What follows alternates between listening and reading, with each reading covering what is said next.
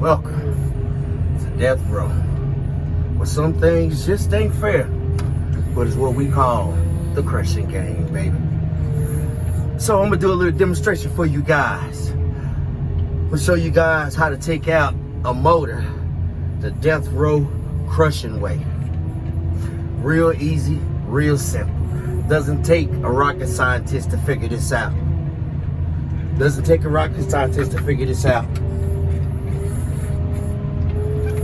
So what we're gonna do is we're gonna disassemble everything, and I just take y'all through the steps of how we do it quickly. Less than 20 minutes, you can have this whole entire truck disassembled, motor out, put back in, ready to crush. Simple as that, baby.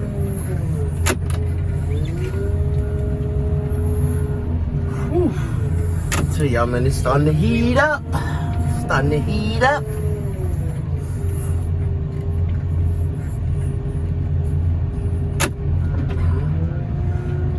Boy.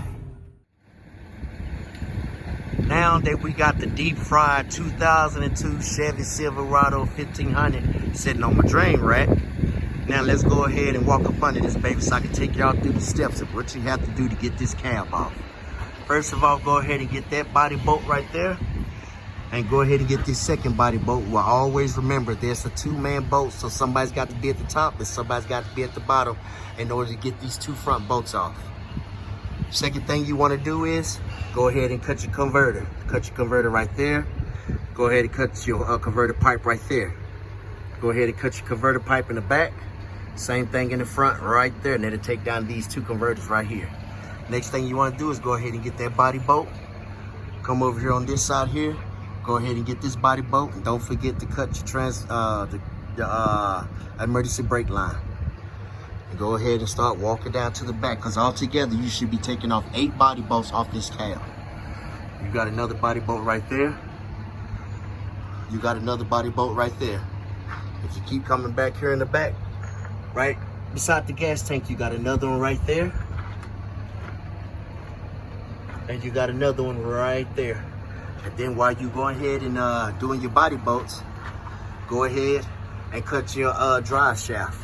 Just cut it just enough to where you can actually put your little rope or something up off in there and tie it to the ass end of the transmission.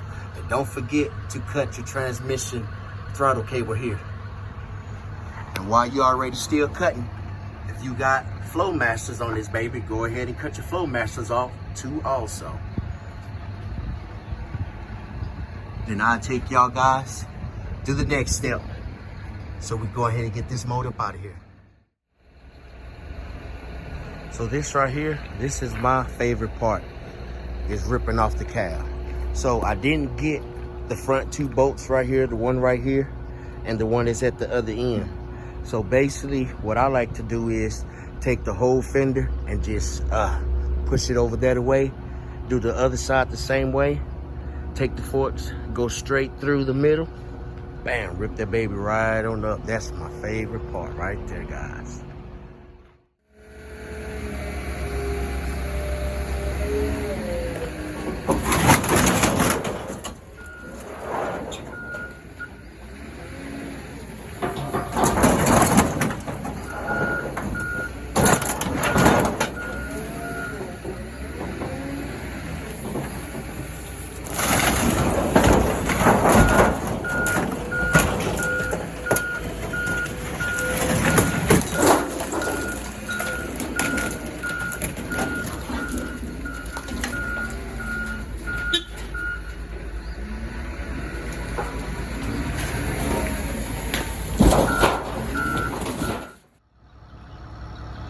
Now that you had your little fun ripping off the cab, the next step, what you're gonna do is come on one side, each side of the motor, and pull these 3 bolts right here. These are the 3 main bolts for the motor mount for the right and the left side, both in the exact same spot. Also too, don't forget to get your transmission motor mount too also. I forgot to explain that in the video, so I'm explaining that now. The best way also too to tie off your motor is put one seat belt in the front, put one seat belt in the back, put another seatbelt at the ass end of the transmission. And do not forget to tie off the drive shaft end to your transmission end. That'll keep all the fluid from coming out. So now, let's go ahead and pick this baby up. Even though this Vortec motor is burnt up, but these 5.3s, 5.8 to 6.0s, man, with these LS swaps, these babies right here, the blocks sometimes are indestructible. I mean, I done seen people do all kind of stuff, man. I done seen these motors in Dodges. I done seen them in different type of Fords. I mean, these LS swaps, man, they are something crazy, crazy. And even though it's burnt like this, it's still worth money. I mean, big money. I would know. Believe me, I sell a few of these at least once a week.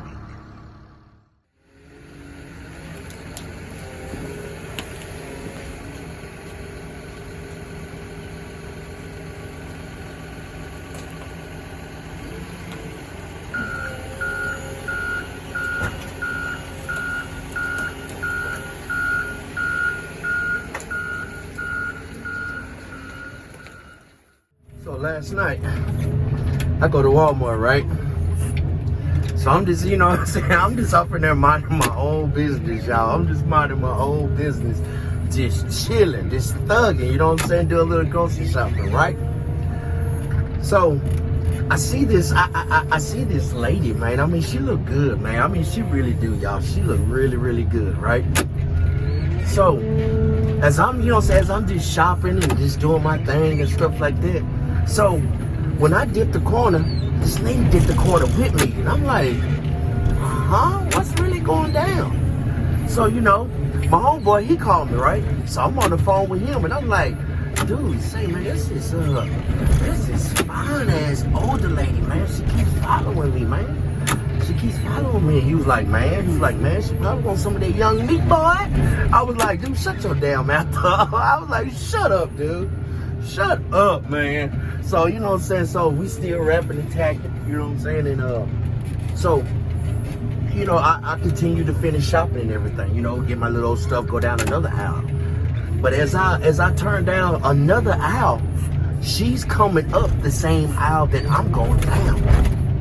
I mean, she is literally just coming up, and I'm like, what's really going on? So I end up, I you know what I'm saying, I end up dipping another corner on her. And there she is. She's at the other end of the corner. I'm like, wait. I was like, man, this lady right here, y'all, she must want something, man. She must really, really do want something. So I turned down another aisle, and she got the nerve. She was like, hey, how you doing? Oh, I'm doing all right. I'm doing okay. And she was like, I need some help. You know, she was like, can you reach this for me? You know, it was a big box of rice, and it was way up here on the top, so she couldn't reach, because she a little short thing too, y'all. I mean, god damn. She just short, just stick with it. I'm like, ooh, I'm thinking in my head, I'm like, ooh, just imagine we get that from the back. Ooh, that'd be something crucial on her. So I was like, okay, here you go, man. Here you go. And she was like, oh, excuse me, one more thing. She was like, that bottle up there, could you get that for me, please, sir? I was like, all right, I grabbed it. And as I grabbed it, I kind of felt something like somebody was brushing on my back, y'all. You know what I'm saying? And I think this lady was brushing on my back. And I was like, no way. I'm thinking in my head, no way. I'm like, man, did this woman just physically assaulted me? So I'm just thinking it in my head as I'm just tripping, y'all, So I spent like another 20 minutes up off of there, still getting some other stuff. So then I leave the food aisle and I go over there to the hygiene aisle, you know, get body wash, all this other stuff, you know what I'm saying? You know, all the good stuff, you know, that a man needs to keep himself smelling good, looking good all the time, even though I am an older cat, but see, you know. So I go to the register, right? She's right behind me at the register, right behind me, but she got a shitload of stuff, shitload of food. So I said, okay, all right. And so as I'm just walking myself out the building, you know what I'm saying? Brittany, she called me. Hey, G, what you doing? So, woo, yeah. I ain't doing too much. Nothing, just chilling, just maxing, relaxing. Just coming back from the little old grocery store. All right, well, I'm finna come over as soon as you get home. All right. So I dropped the phone with her because I was just standing out there, just paused for a second. So I done put my groceries and stuff up in my truck. And I get another phone call, so I'm still standing outside. It's my little sister. She called me. Hey, bro, how you doing? So, woo. I'm doing all right, little sis. You doing all right? Yeah, I'm doing okay. So I probably spend like another maybe 2 or 3 minutes just talking to my sister and stuff. So and I happened to glance. To the left, and as I glance to the left, she's kind of jogging up, y'all. She's kind of jogging with the buggy. You know what I mean? Just kind of like a little slight like jog with it. But as she's jogging, man, them big old watermelons, y'all, they just boom, boom, boom, boom, boom, boom, boom. I'm like, good God Almighty. So as soon as she got up to it, she's like, excuse me, sir. You forgot something off in there. I was like, what did I forget? She gave me a piece of paper, y'all, with her phone number on it. She gave me a piece of paper with her phone number on it. So when I did call her, because I called her the same damn night, her 16-year-old daughter answered the phone. And if I tell y'all, her 16-year-old daughter had a voice that was so sweet, Lord have mercy. And then I asked her, after I conversated with her daughter for a few minutes, I asked her, what was her name? Her name was Monica. And I asked her her age. Y'all won't believe how old this lady is. Y'all won't believe how old she is, guys. She is 45 and have a body like a 20-year-old fitness teacher. I didn't even know what to say about that situation. I didn't even know. Whoa, wait, baby got some weight, man. Oh boy. Y'all know what time it is. I'm gonna have to get back with y'all on that, man. God, y'all stay up and I stay up. Peace. I'm out.